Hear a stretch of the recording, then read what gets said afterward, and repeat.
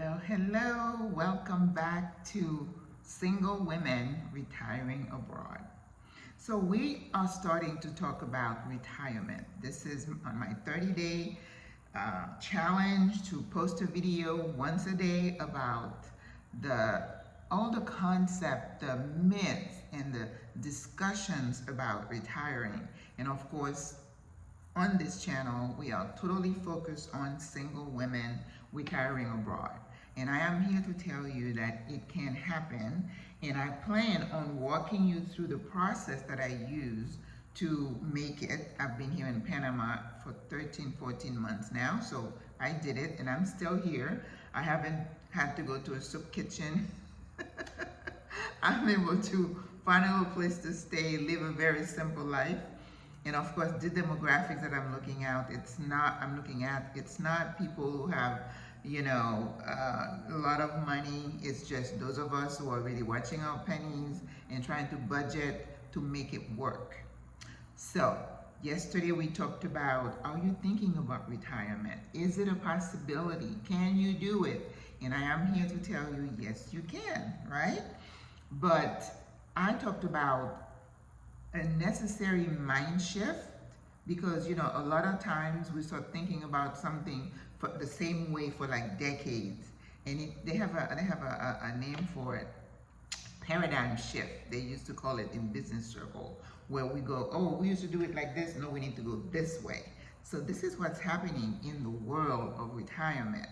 But today I want to really explain to you where this whole concept of retirement came from, and how we need a paradigm shift as we look down the road for people to live 100, 110 years, right?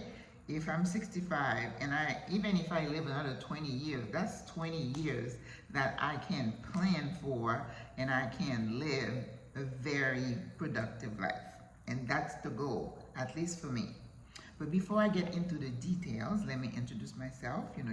You see those YouTubers say that a lot, so why not? It works for them, it might work for me.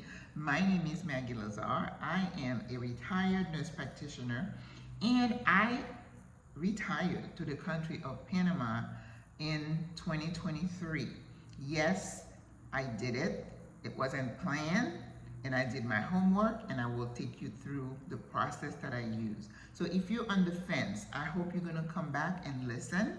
Click the notification bell so you know when I post a video. And now I'm telling you, I have about 64 topics. So that's gonna take us over 60 days. I don't know if I'll be able to maintain every single day, but this is video number 2. So gather your lady friends and listen, because this is your sister telling you it can be done, and I did it. So today I want to talk about how this whole concept of retirement came about. And what is retirement? Retirement means leaving a job that you were doing to get wages. Work for wages, that is work.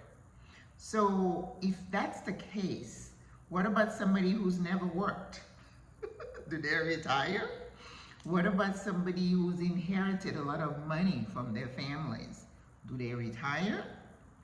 What about those big guys, those millionaires, billionaires? Do they retire? No, it's a mindset, and we need to kind of change that mindset.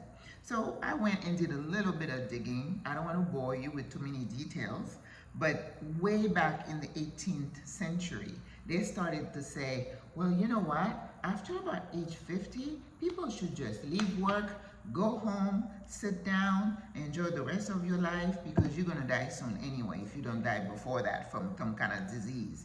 Because remember, in those days, medicine wasn't what it is now. We didn't have antibiotics. We didn't have treatment for a lot of things.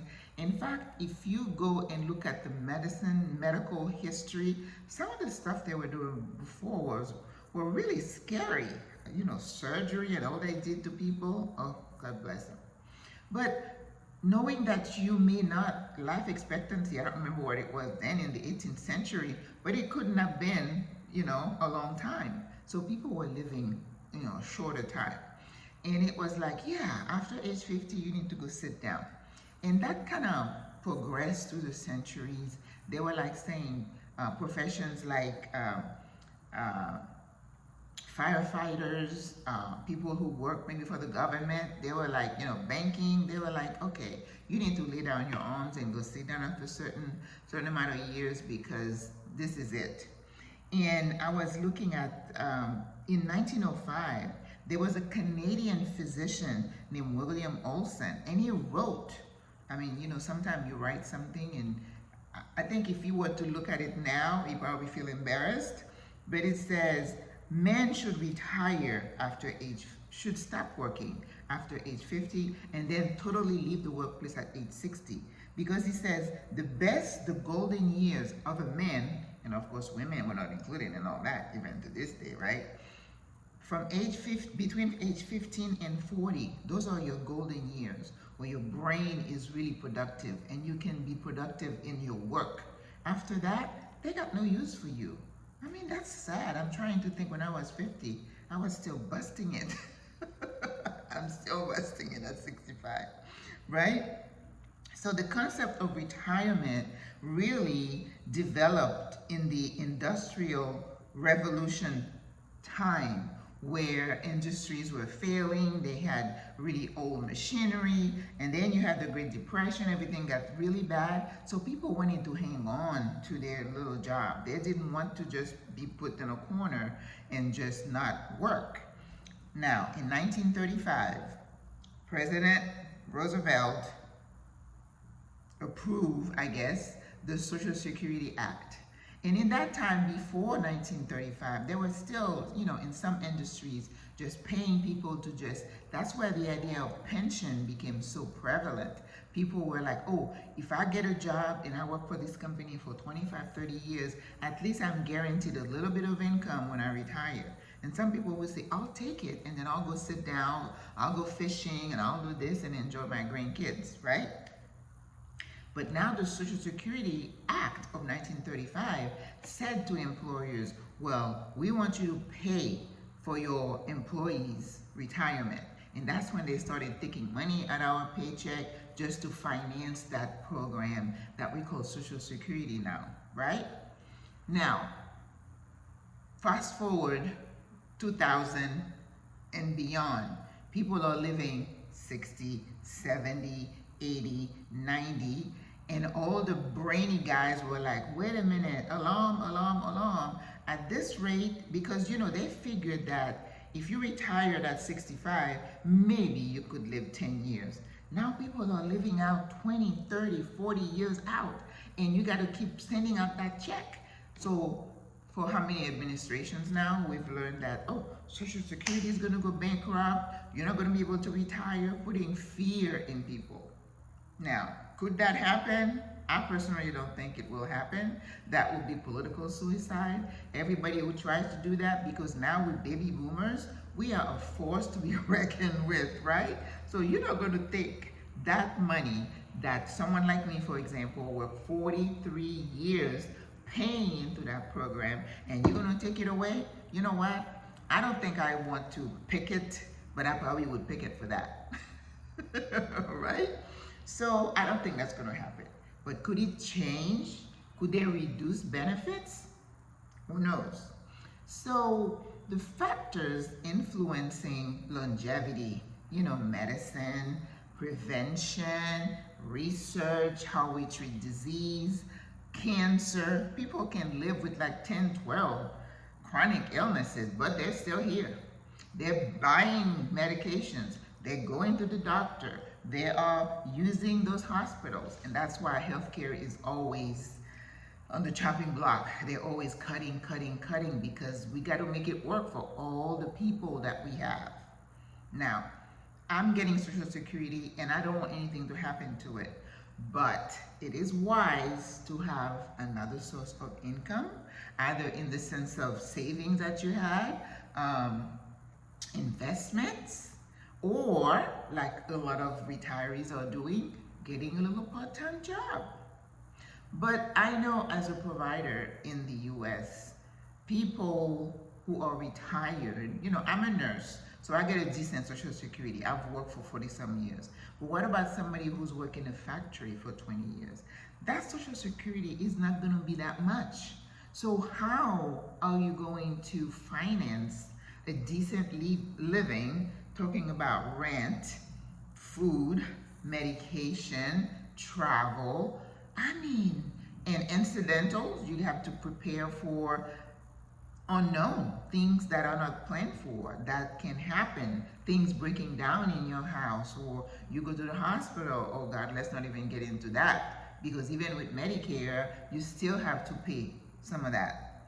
So it is recommended that you have another source of income. So as we talk about retirement, is it possible? First of all, you're going to have to take inventory of your situation, and that's another class, another video. But I just wanted to let you know that came way back when, and how the mind has shifted because the demographics have shifted, longevity, people living a lot longer with multiple issues. So you may retire at 65 and die at 85, but by that time it's like you might be having one thing after another. That's why it's so important to take care of your temple. That's another video, and I know you've heard that before, but if you want to retire and be productive and have a good retirement, health is paramount. You have to be healthy, or as healthy as you possibly can, right? So this is what I wanted to get you to understand. I want you to think that if you even have the inkling of retirement, go look at your situation. You can go to www.ssa.gov, which is Social Security, and you could see what your retirement age, the age that the government decides this is when you should get your full benefits. Mine was going to be 67 years and 8 months. So I retired early, which means I am getting less benefit now than I will get when I'm 67 and 8 months. And I did the math and I was like, you know what? I can do this. So for you, you need to do that too, right? So other sources of income, and again, we're going to talk about that, could be you selling your house. And again, I understand if you don't have real estate to sell, and then having credit card debt, all these things need to be looked at. So thinking about retirement, where it came from, where it's going, how it's changing. You know, the other thing I wanted to say is that the old thinking that once you hit 60 or 50 or 65, then you can't learn, you can't do anything. This is a no-no.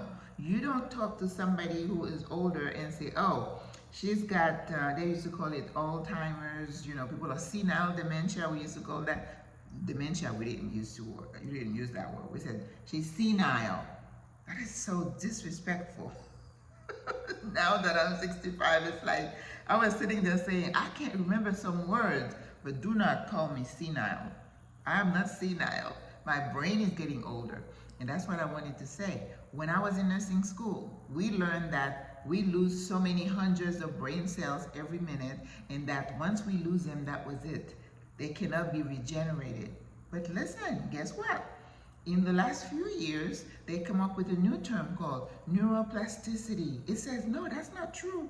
Your brain can regenerate, it can adjust, you can still learn. So do not call people senile. And as you retire and you're gonna live 20, 30 years, you have an opportunity to be even creative, to create, to start businesses. Do not limit yourself. Take that retirement word out of your vocabulary. I hate that word. I don't like to use it, but everybody, that's what they use. They understand. When you say you retire, that means you quit getting a paycheck by working for somebody else. That's all it means. Okay? So, tomorrow, I think the topic is going to be, did I write it? Who is retiring, right? And where are those people who retire? Why are they retiring? And we're going to give you some stats and some numbers. And I want to keep it as exciting as possible. And I hope you enjoy these videos because I'm putting my heart into them. That's me. I'm just an excitable kind of person. So if you see me using my hands a lot, that's just the way I am. That's the way I speak.